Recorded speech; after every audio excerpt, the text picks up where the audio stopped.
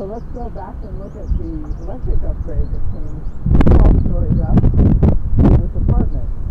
And the whole reason that we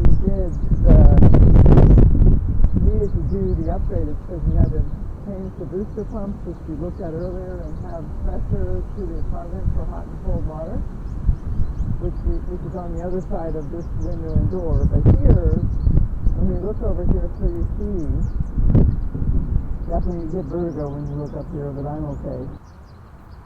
You only can't look over this way. So, but I like looking over this because it's really neat.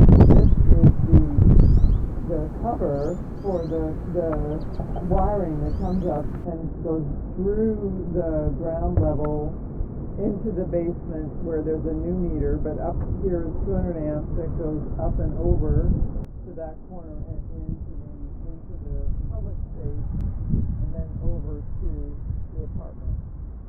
So it's kind of wild. And this little guy is going in an odd way right through that.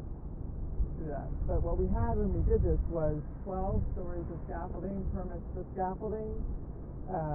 I don't know what happens now with the electric inspector, but it's really quite something. And for now, we'll say ciao for now, and I'll see you on the next.